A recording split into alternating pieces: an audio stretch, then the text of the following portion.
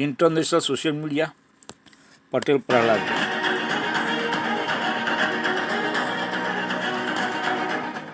क्या आपको पता है कि भारत जो कभी सोने की चिड़िया कहलाता था, आज संयुक्त राष्ट्र के सतत विकास लक्ष्यों की रैंकिंग में 119वें स्थान पर है। 167 देशों की इस सूची में हम कहां खड़े हैं? क्या हमारा देश सच में विकसित हो रहा है या फिर यह सिर्फ सरकारी आंकड़ों का खेल है? आज हम एक ऐसी सच्चाई से सामना करेंगे, वह सच्चाई जिसे सरकारें छुपाना चाहती है, वह सच्चाई जो करोड़ों भारतीयों के भविष्य से जुड़ी हुई है।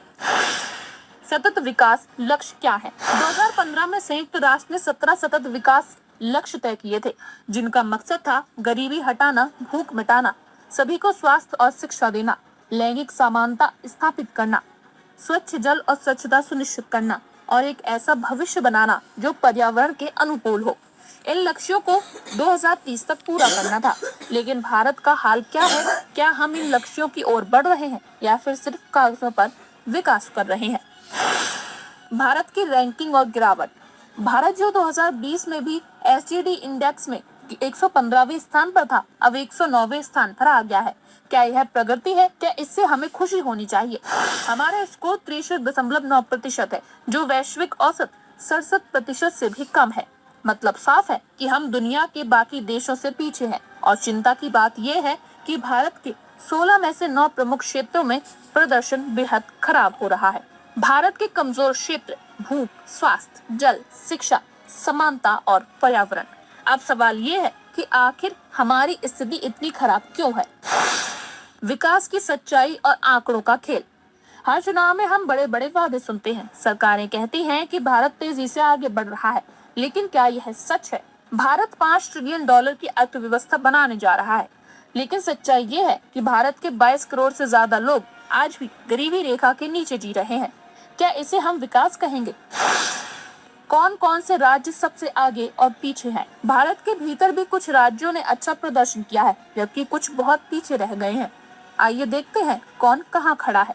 सबसे आगे है उत्तराखंड, तमिलनाडु और केरल, जिनका स्कोर 77% से ज्यादा है, जबकि बिहार, उत्तर प्रदेश और झारखंड सबसे पीछे है, जिसका स्कोर 56% से कम है। यानी अगर आप तमिलनाडु में हैं, तो आपको अच्छी शिक्षा, स्वास्थ्य सुविधाएं और रोजगार के अवसर मिल सकते हैं, लेकिन अगर आप बिहार में हैं, तो आपको बुनियादी सुविधाओं के लिए भी संघर्ष करना पड़ेगा। भारत के सामने सबसे बड़ी चुनौतियां। अब सवाल यह उठता है कि भारत इतने पीछे क्यों है? आइए जानते हैं उन 5 सबसे बड़ी समस्याओं को, जिनकी वजह से हमारा विकास धीमा हो रहा है। गरीबी और भूख। भारत में 30 करोड़ से ज्यादा लोग कुपोषण का शिकार हैं। क्या यह एक न्यू इंडिया की तस्वीर हो सकती है? स्वास्थ्य सुविधाओं की कमी।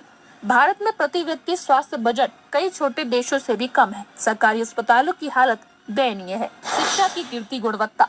सरकारें शिक्षा पर खूब खर्च करने का दावा करती हैं, लेकिन 50% बच्चे 5वीं कक्षा तक पहुंचने के बाद भी बुनियादी गणित नहीं कर पाते। पर्यावरण और जल संकट। गंगा सफाई के नाम पर हजारों करोड़ों रुपए खर्च हो चुका है, लेकिन नदी आज भी जहरीली बनी हुई है। पानी का संकट बढ़ता जा रहा है। भ्रष्टाचार और कुप्रबंध। हमारे विकास के रास्ते में सबसे बड़ा रोड़ा भ्रष्टाचार है। सरकारी योजनाओं का पैसा गरीबों तक पहुंचने से पहले ही लूट लिया जाता है।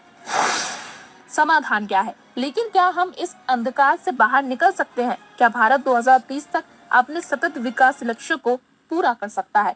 हाँ, ये संभव है, लेकिन इसके लिए सरकार को अपनी प्राथमिकताएं बदलनी होंगी।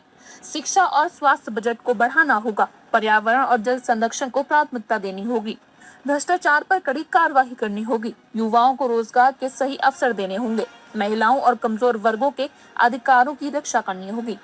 यह लड़ाई सिर्फ सरकार की नहीं, बल्कि हमारी भी लड़ाई है। This is the perfect time to हमारा भविष्य क्या होगा?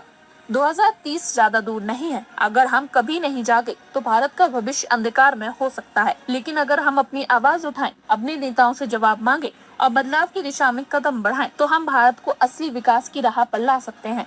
यह हमारा भारत है और इसे बदलना भी हमारी ही जिम्मेदारी है।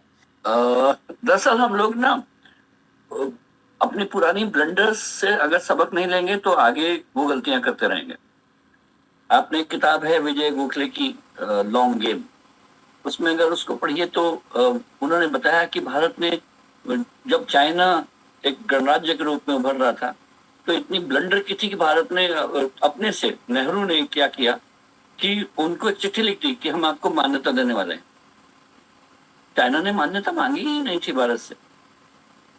चाइना ने क्या किया, चिट्ठी का जवाब ये दिया कि ओके, हम आपके ऑफर पर विचार करेंगे।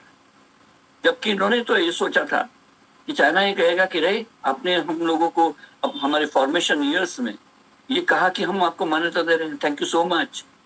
लेकिन ऐसा नहीं हुआ। चाइना ने इसको भारत की कमजोरी समझा और वो कमजोरी अगले 10 साल तक कैसे पैन आउट हुई, 1962 का जो युद्ध हुआ वो कैसे हुआ, और प्रधानमंत्री नरेंद्र मोदी और उनकी पार्टी को सब पता है, क्योंकि नेहरू की गलतियों को तो हम बहुत बाइनोकुलर से, बहुत छोटी छोटी माइक्रोस्कोप से देखते हैं। अपनी गलतियों को छोटा सा, अपने से इस समय की कंटेम्परेरी गलती को देखे, क्या जरूरत थी इस समय कि हम लोग अमेरिका में तुरंत चले जाएं?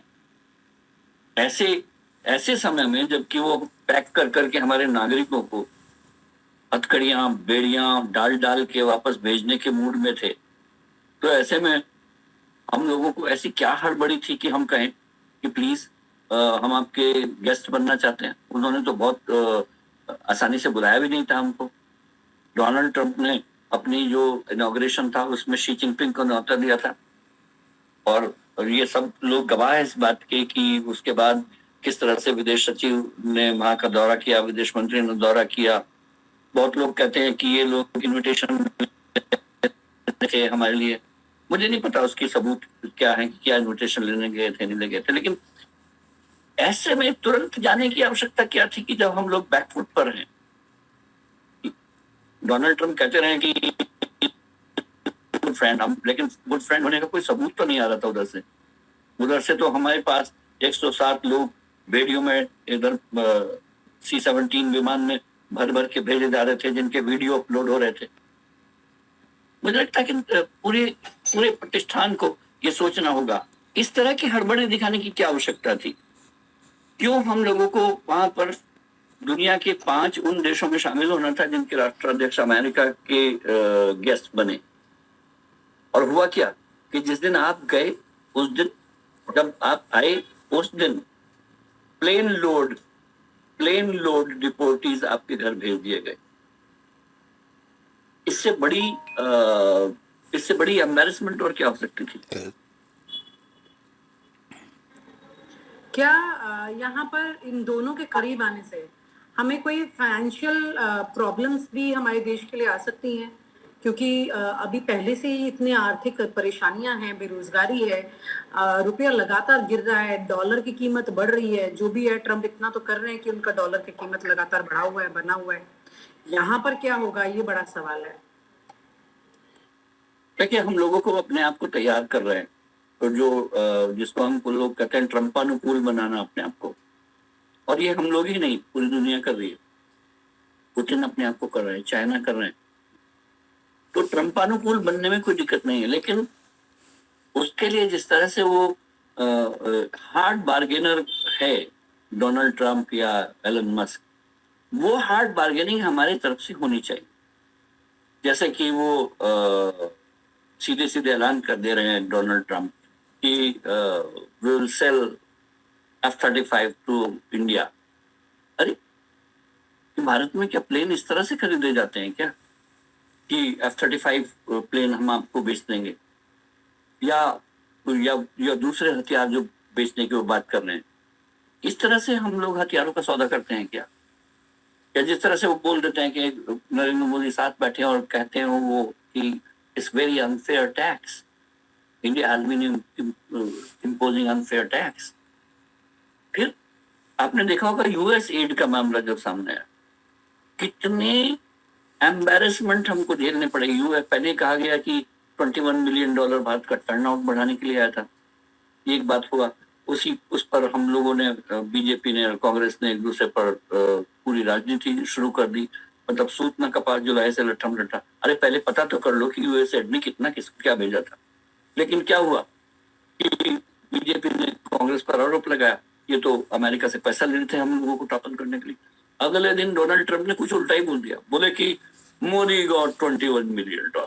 अरे, मोदी गॉट मोदी ने पैसे ले लिए, अब बताइए किसको क्या जवाबदेही होगी। इस बीच में एमईए ने अपने आप को एंटर कर लिया, बोले कि जो $21 मिलियन के आरोप हैं इसमें these are very troubling.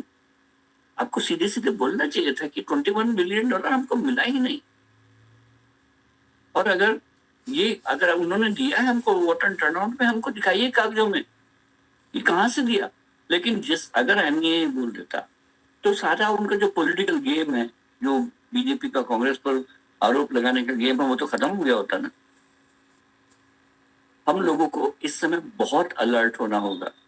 Trump एक रेकलेस व्यक्ति के रूप में बिहेव कर रहे हैं। आप लोगों को 4 साल उसके निकालने होंगे आराम से, और ये जो माय फ्रेंड, माय डिप्लोमेसी, ये जो अपने आप को विश्व पटल पर विश्व नेता बनने की एक फिजूल की जो हड़बड़ी है, उसको थोड़ा सा रुकना होगा।